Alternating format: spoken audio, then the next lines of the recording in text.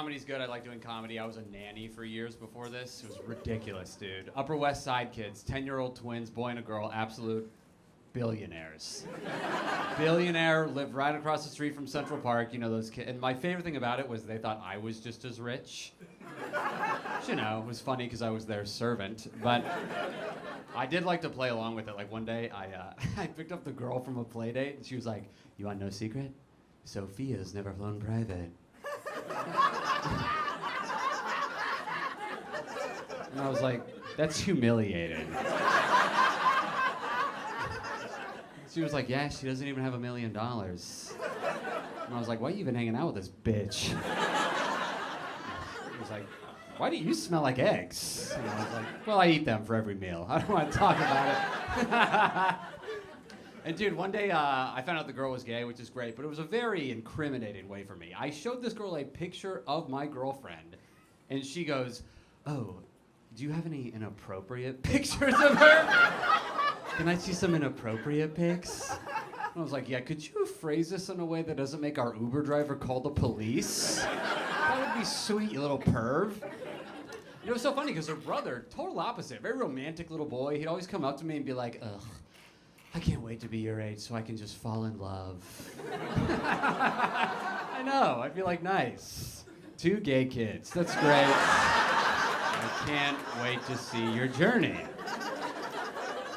It was good stuff.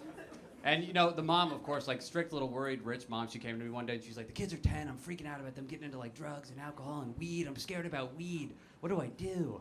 And I was like, look, you can do what my dad did. I had strict Italian parents, right? New York, strict Italian. So when I was 10, my dad told me that our family was allergic to weed. I don't know if anybody had that. I was 10 years old, my dad was like, if you smoke, you'll die. And then I get to high school, you know, my buddies are like, you want to smoke? And I was like, oh, I'm actually part of the only family in the world that's allergic to weed and premarital sex, so I gotta skip. And they were like, all right, take a soda. And I was like, you're not gonna believe this. Also allergic to soda. I could do milk or the Bible. Those are the only things getting me to God. And then, you know, I remember my best friends, they took me to my first high school house party. We get there, everybody's a senior. I'm a sophomore, I'm very nervous, I'm awkward, I have ED, I'm panicking. So, you guys not have ED? I have ED, I mean, I'm soft right now. Okay, anyway, so it's a problem. But I got drunk at this party to kind of like calm down. So next thing you know, I'm like absolutely hammered. Someone gives me a bong, I hit the bong. I think the coughing is an allergic reaction. I think the feeling of getting high is the feeling of passing away. I'm at this party, I'm 15, I'm like, this is it. I'm so hungry at the end. I start sprinting around, I'm running around this house, arms flailing, going, I'm dying.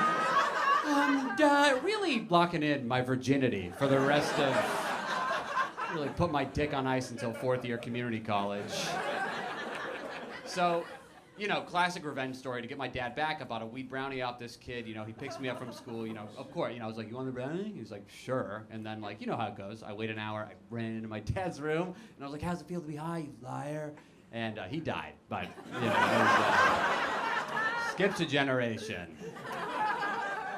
I'm kidding, of course. You can't die from being allergic to weed, which I do think is very funny that God was like, look, smoke as much as you want, but watch out for peanuts. Those are going to fuck you up, dude. I worked in sales forever, corporate jobs. I sucked at it. I was so bad at sales. I don't know, but I always did good. I lie on my resume. Everybody should do that. They don't check. You have to, like, I got fired every year. It was a tradition of mine. Every single year I got fired, and I would just say I was there for 3 years as my boss. I didn't care. And if I got caught lying in the interview, I'd double down, lie more. I don't care. What are they gonna do, fire me? I don't work there.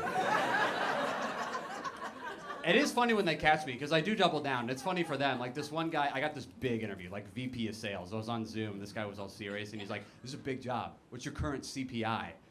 He kept throwing out these acronyms. I kept trying to guess them all. He starts off, he goes, CPI, I need to know it. And I was like, oh yeah, man, it's like 30%. And he goes, what? And I was like, well, I mean, it's like 50-50. And he goes, it's 30% of 50-50. And I go, month to month.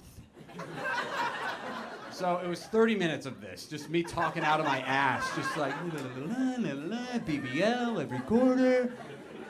And at one point he goes, you understand this is being recorded, right? And just to give you an idea of how bad I bombed, I looked up CPI. It's Customer Profile Index. So he asked me, hey, describe your current customer. And I went, 30%. He was like, what? And I was like, it's 50-50. He was basically like, hey, what color is the sky? And I was like, broccoli's my favorite. What? And I'm like, como se llamas? Like, you know this is being recorded. And I'm like, 80%. Guarantee, you know he shared that video with everyone at the office. You know they make fun of me. They come into work on Mondays like, how was your weekend? 30%? Are you sure it wasn't 50-50? And this guy was pretty funny. He sent me an email like 30 minutes later. He goes, hey man, he goes, unfortunately, he goes, we're not gonna move you to the next step. And I went, oh really? And he goes, 100%. That's good. Keep me in mind for future opportunities. Best.